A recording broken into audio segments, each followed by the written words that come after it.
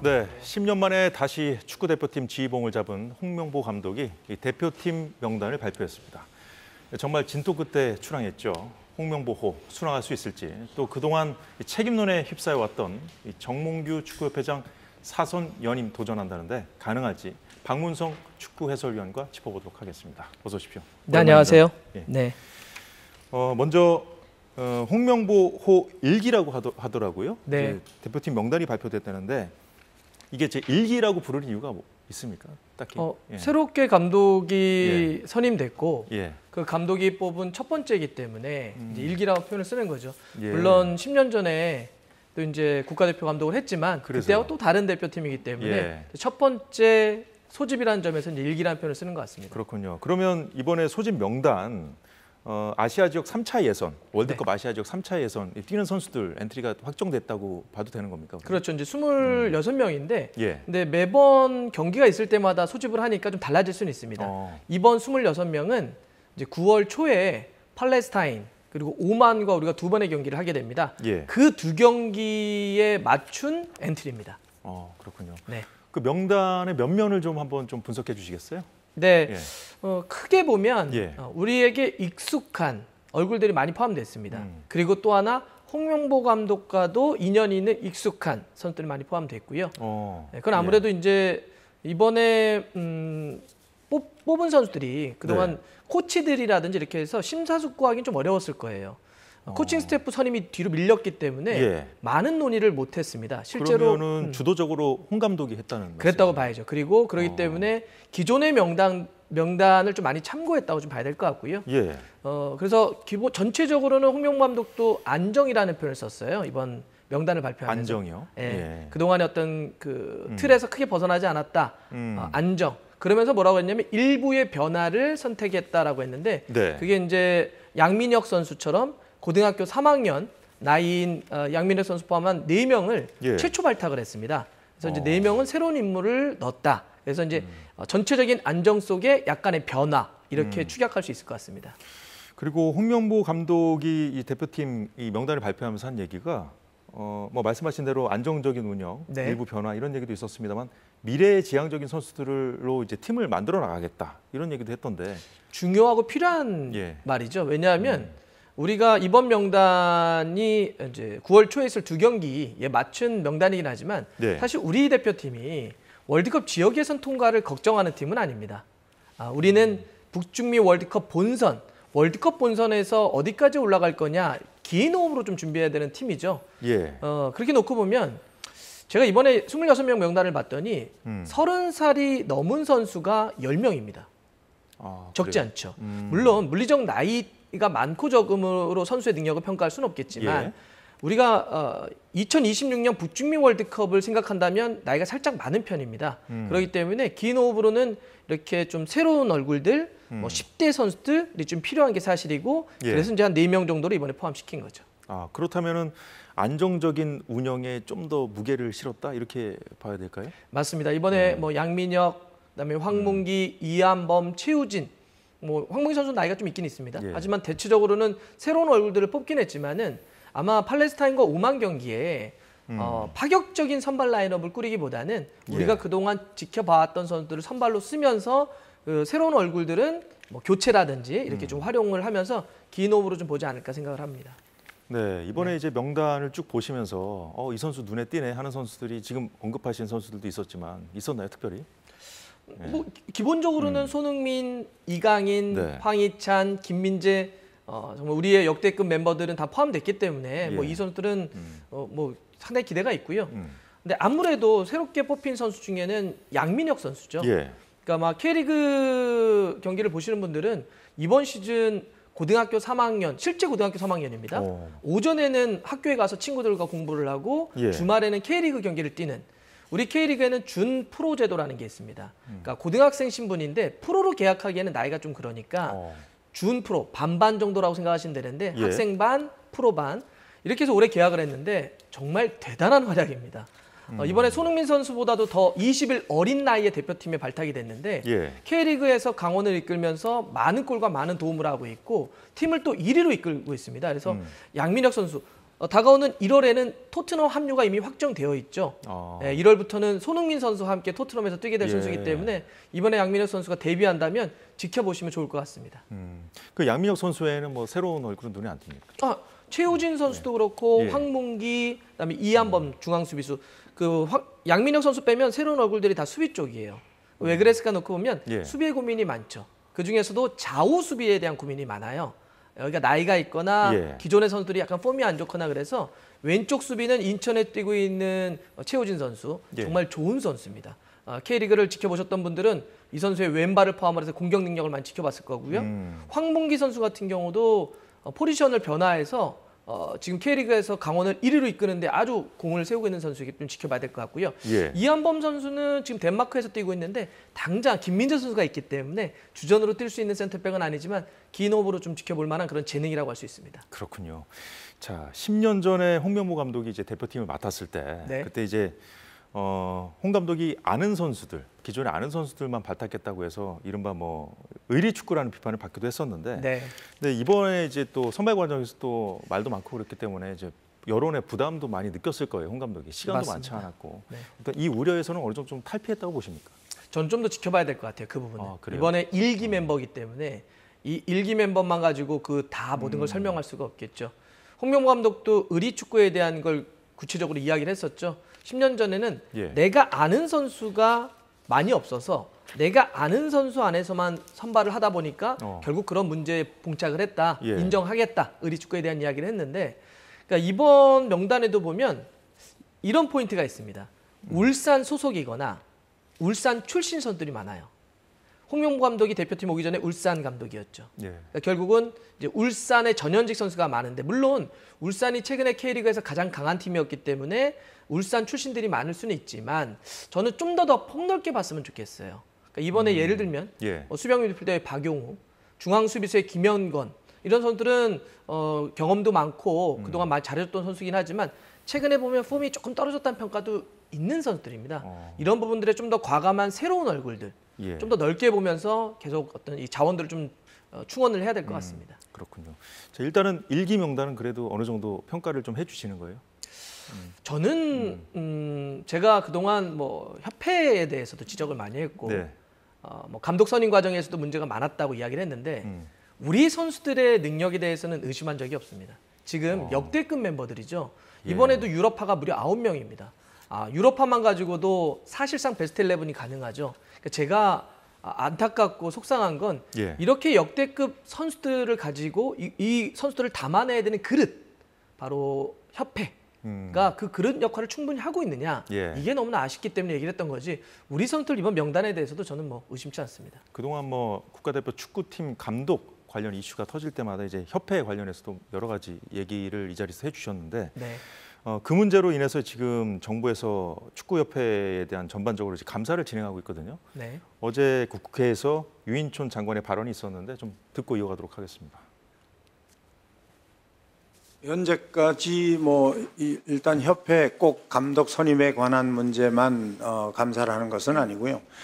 그동안의 협회 전반적인 문제를 전체적으로 다 짚고 있기 때문에 아마 이달 9월달 안에 아마 감사가 종료될 걸로 알고 있습니다. 9월 안에 감사가 종료된다고 하는군요. 그러면 그때 또 뭐 여러 가지 얘기가 나올 텐데 일단은 감독 선임뿐만 아니라 전반에 대한 감사를 한다는데 혹시 들으신 얘기가 있습니까? 관련해서? 네, 뭐 개인적으로는 국회에 들어가서 문체위 국회의원들과 뭐 면담도 좀 하고 그랬습니다. 그래요? 지금 이번에 국가대표팀 그러니까 축구협회뿐만 아니라 파리올림픽 과정에서도 많은 종목의 협회들이 시대에 맞지 못하는 어떤 리더십이나 협회 행정 문제 때문에 도마 위에 많이 올리지 않았습니까? 그래서 지금 문체부도 그렇고 국회의원들도 그렇고 그 전반을 좀 돌아보고 있는 것 같습니다. 들여다보고 있는 것 같은데 그러니까 축구 같은 경우도 감독 선임 과정에서만 문제를 보는 것이 아니라 한번 길게 한번 보시죠. 1년만 놓고 보면 승부조작범들을 기습사면했던 것, 클린스만 감독을 선임 잘못해서 위약금을 수십억 달하는 돈을 결국은 이제 써버렸던 것, 그다음에 파리올림픽 본선 진출 실패했던 것, 이 모든 과정들을 들여다보겠다는 거죠. 여기에 행정적인 어떤 잘못이 없었는지, 규정과 절차를 위반한 것이 없었는지, 혹은 거기에 어떤 잘못된 돈이 쓰인 것은 없는 것인지 전반적으로 좀 들여다보는 거고요. 궁극적으로는 시대가 많이 달라졌고 우리 선수들도 이렇게 축구가 달라졌는데 예. 이거에 맞는 리더십을 축구협회장과 축구협회가 갖고 있는 것인지 이걸 종합적으로 좀 지켜보고 있는 걸로 알고 있습니다. 자, 그런데 어제 문체위 그 국회 회의에서 이런 질문이 나왔어요. 만약에 이제 중차대한 절차적 하자, 그러니까 국가대표 감독 선임 과정에서 절차적인 그러니까 하자라든가 법률 위반이 발견이 되면 이 감독 선임이 무효될 수 있는 거냐 이런 질문이 나왔었거든요. 근데 네. 유인촌 장관이 어떻게 답을 했냐면 감독 선임은 정무적인 문제라고 답했어요. 예. 어떻게 봐야 됩니까? 지난번에 국회와 문체부에서 축구협회에 문제가 있는지 들여다보겠다라는 이야기를 했더니 축구협회가 그런 얘기를 했죠. 이러면 우리 월드컵 본선 못 나갈 수도 있습니다. 왜냐하면 피파는 축구협회를 외부의 어떤 정치 권력이라든지 이런 데서 관여 간섭하는 거를 금지하고 있기 때문에 그 위반을 하게 되면 월드컵 출전을 박탈시킬 수 있습니다라고는 이야기를 한 적이 있습니다. 그 부분과 연결시켜서 볼 수 있어요. 그러니까 금지하는 게 있고 금지하지 않는 게 있습니다. 예. 협회가 교묘하게 묶어서 이야기를 한 건데 금지하는 것은 뭐냐면 아주 쉽게 말씀드리면 외부의 힘으로 인사권에 개입하는 겁니다. 축구협회장을 바꾼다든지 예. 감독을 바꾼다든지 이러면 문제가 생길 수 있습니다. 그러니까 어떤 정치 권력이나 아니면 특정 정당에서 자기 사람을 협회장으로 심는 거죠. 자기 사람을 감독으로 앉히는 거죠. 이러면 문제가 생겨요. 하지만 축구협회가 어떤 걸 결정을 하거나 예. 행정을 하는 데 있어서 부정과 비리 혹은 규정과 절차에 어긋난 일을 할 때 들여다보는 것은 피파도 얼마든지 지켜봅니다. 그래서 아무런 문제가 없어요. 그래서 지금 유인촌 장관이 얘기한 거는 네.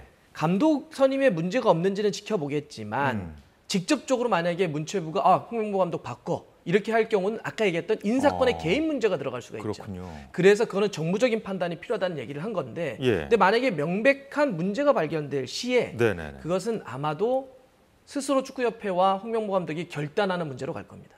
근데 지금까지 협회가 보여줘온 것으로 봤을 때, 그 행태로 봤을 때, 과연 문화체육관광부에서 어떤 그런 의견을 냈을 때, 어떤 유의미한 의견을 냈을 때, 과연 거기에 따를지 잘 모르겠는데, 이게 법적으로 그 정부의 그 감사 결과가 나오면 따라야 되는 그런 그 조항이 있습니까? 심각한 문제가 있다고 한다면 책임을 져야 되겠죠. 예를 들어서 그러니까 지금 문체부에서 대한체육회에 돈을 내려주죠. 예. 그럼 대한체육회에서 각 산하다 협회로 돈을 내려줍니다. 그 돈을 쓰는 게 있는 거겠죠. 예. 그러니까 예를 들면 이런 돈에 대한 문제, 그다음에 또 명백한 정관에 대한 문제 이런 게 있는데 이걸 어겼다고 한다면 예. 실제로 그 위에 문체부라든지 혹은 문체부를 또 감사하고 있는 뭐 국회의원, 문체위라든지 이런 데서 문제점을 발견해서 얘기를 한다면 예. 그에 대한 책임은 져야 되는 게 있기 그렇군요. 때문에 예. 저는 그렇고 또 하나는 사선 문제가 걸릴 겁니다. 그 정몽규 회장 네. 사선 문제 말씀하시는 네. 겁니까? 그 왜냐하면 지금 현재 3선이지 않습니까? 대한체육회의 정관에 따르면 예. 원래는 2번까지만 가능합니다. 3번 이상을 할 경우는 예. 예외 조항으로 대한체육회와 문체부의 허락을 맡았어야 돼요. 그럼 허락 받고 지금 하는 거예요, 정 회장이? 대한체육회에서 이번에 정관을 바꿉니다. 이사회를 열어서 바꿨어요. 왜냐하면 대한체육회 회장도 3선에 도전하려고 합니다. 정몽규 회장은 4선에 도전하려고 합니다. 그러니까 저게 이제 3선 하기 전에 바꿨다는 말씀인가요? 아니요, 이번에 회장이? 도전을 하려고 해요. 3선에. 대한체육회 회장은. 회장 말씀하시는 거예요? 대한체육회 회장 말씀하시는 거죠? 대한체육회가 화면에 있고 나오네요. 축구협회가 있는데 예. 둘 다 어쨌든 예. 3번, 4번을 해야 되기 때문에 이번에 규정을 전체 대한체육회가 이사를 열어서 바꿨습니다. 근데 그걸 최종 승인해야 되는 게 누구냐? 그거는 문체부가 해야 됩니다. 유인촌 장관이. 네, 쉽게 얘기하면 유인촌 장관이 해야 되는데 유인촌 장관이 어제도 그 현안질에서도 얘기했지만 허락하지 않겠다. 예. 그러면 사실 지금 많이 끝까지 허락하지 않으면 대한체육회장이 3선, 축구협회장이 4선은 안 되는 겁니다. 그러면 정관 말씀까지 해주셨는데, 자 일단 정몽규 회장이 이제 사연임 하겠다, 도전을 하겠다 이렇게 선언을 했나 보죠. 이거 관련해 가지고 유인촌 장관이 또 공개적으로 이거에 대해서 또 경고 메시지를 날렸거든요. 이것도 좀 들어보겠습니다. 네. 지금 4번째 이제 하겠다고 지금 말이 나오는 거거든요. 근데 기본적으로는 안 되게 돼 있습니다. 근데 이제 그 아까 말한 스포츠 공정위원회에서 허가를 하면 할 수 있다 이렇게 돼 있거든요. 그래서 그건 아마 공정위원회가 정말 공정하다면 다시 출마하기가 어려울 겁니다. 이거 뭐 나올 생각하지 말라는 얘기로도 들리는데 네. 자 일단 스포츠 공정위원회의 허가 뭐 이런 얘기도 했는데 이 부분 좀 설명 좀 부탁드릴게요. 네. 아까도 말씀드렸지만은 기본적으로 2번까지만 할 수 있습니다. 예. 모든 스포츠 단체 협회장들은요. 체육회 회장이나 협회장이나 마찬가지로요. 네. 예. 근데 이번에 그러니까 2번까지만 되어 있는 있고 만약에 3번 이상을 하고 싶다. 그러면 위에 예. 스포츠 공정위 포함을 한 문체부에 이런 몇 가지 예외가 있으니 예외적으로 3선 이상을 하게 허가해 주세요라고 이제 허락을 맡아야 되는 겁니다. 그 허락을 맡아야 되는 예외 조항이 이런 게 있습니다. 저 스포츠 국제적인 어떤 그 기구 단체에서 중요한 일을 하고 있습니다. 그렇기 때문에 한 번 더 해야 됩니다. 아니면 예. 이 종목에 제가 돈을 포함을 해서 상당히 많은 기여를 했습니다. 그러니 한 번 더 하게 해주세요라고 하는 예외 조항을 통해서 허락을 맡아야 되는데 예. 결국 지금 유인촌 장관이 얘기하는 것은 그런 것들을 인정하지 않겠다는 거죠. 그 스포츠 공정거래위원회가 이 유인촌 장관의 이런 발언에 네. 좀 어떻게 보면 하나의 압박으로 작용할 영향을 수 있나요? 당연히 미칠 수 있죠. 그렇습니까? 예. 당연히 미칠 수 있습니다. 자 그동안 그 정말 그 책임론이 좀 거셌잖아요. 정몽규 회장. 사선을 하겠다는 그런 의지가 아주 강한가 보죠. 이런 얘기까지 나오는 거 보니까. 네, 뭐 공식적으로 지금 사선을 하겠다라고 뭐 기자를 하거나 이러진 않았지만 사실상 그 행보를 겪고 있죠. 내년 1월에 네 번째 선거를 도전하려고 하는 선거가 있는데 예. 지금 예를 들면 자서전을 썼죠. 책도 냈다는 말씀이죠. 네, 최근에? 마치 어떤 선거가 있을 때 후보들이 책을 내는 거와 비슷한 거죠. 예. 그다음에 뭐 피파의 인판티노 회장을 만나러 갔죠. 그다음에 그동안에 있었던 예를 들면 지난번에 어떤 국제기구의 자리를 맡았습니다. 예. 제가 아까 말씀드렸지만 국제기구에서 이런 역할을 맡았기 때문에 한 번 더 하게 해주세요라고 하는 그런 것들을 계속 밟아 나가고 있어요. 사실상 사선 연임에 도전하는 모양새인데 예. 저는 뭐 아까도 얘기했던 규정 문제, 그다음에 문체부라든지 스포츠 공정위원회 허락에 대한 문제 이런 것도 있겠지만 예. 12년 동안 해왔을 때 이 정도의 모습을 보여왔고 문제점들이 노정돼 왔고 당장만 하더라도 최근에 있었던 우리 파리올림픽 진출 실패라든지 예. 이번에 홍명보 감독 선임 과정에서의 이런 잘못만 놓고 보더라도 그 책임을 좀 받아들이면서 그만하시는 게 그렇게 협회장을 통해서 축구를 사랑한다고 했던 그 마음을 진정으로 좀 보여주는 것이 아닌가 예. 이런 의미에서는 아마 스스로도 좀 결단을 하시는 게 어떨까 이렇게 생각을 해봅니다. 지금 상황을 보니까 이 정부하고 대한체육회하고 좀 갈등이 있더라고요. 자, 그런 상황에서 지금 감사가 벌어지고 있는데 이제 전반적으로 좀 어수선합니다. 상황이. 네. 이 상황에서 이제 홍명보호 앞으로 이제 당장 그 월드컵 예선을 치러야 되잖아요. 경기력 집중, 경기에 좀 집중력을 좀 끌어올려야 될 텐데 마지막으로 한 말씀 좀 부탁드리겠습니다. 저는 이 문제는 두 개 좀 나눠서 봤으면 좋겠어요. 그러니까 우리 선수들은 전 잘할 거라 봅니다. 예. 이번에 지역 예선 과정에서 워낙 우리 개개인들의 능력이 뛰어나기 때문에 저는 이번에 팔레스타인 5만 경기를 포함을 해서 좋은 경기력을 보여줄 거라고 생각을 하는데 예. 다른 한쪽의 축에서 지금의 어. 이 팬들이라든지 주위를 바라보는 대표팀과 축구협회를 바라보는 사람들의 이 무너진 신뢰를 예. 어떻게 회복할 것이냐는 이 경기의 결과만 갖고 덮인다고 생각하면 안 됩니다. 예. 이번에 그런 얘기를 하더라고요. 야, 결과가 다 좋으면 그동안 우리가 못했던 거 다 덮일 거야. 저는 그런 세상 지났다고 봅니다. 우리가 이번에 파리올림픽 과정에서도 예. 금메달을 따도 좋아하지만 메달을 따지 못해도 우리는 환호하죠. 왜냐하면 결과 못지않게 과정을 우리는 주목하는 사회로 갔기 때문에 그런 겁니다. 지금까지 여기 노정돼 왔던 우리는 절차와 과정들을 지켜봤기 때문에 예. 단순히 우리가 몇 경기 결과 좋았다고 사람들이 다 잊지 않을 거예요. 그러니까 그런 생각 안 했으면 좋겠어요. 예. 그냥 잘못한 건 잘못한 대로 인정을 하면서 그 책임을 지고요. 하지만 우리 선수들이 열심히 뛰는 데는 많은 분들이 또 박수와 또 환호, 응원을 해주셨으면 좋겠습니다. 예. 잘 들었습니다. 오늘 말씀은 여기까지 듣겠습니다. 박문성 해설위원이었습니다. 고맙습니다. 감사합니다. 네, 오늘 사사건건이 준비한 소식은 여기까지입니다. 저희는 내일 오후 4시에 다시 찾아뵙겠습니다. 여러분 고맙습니다.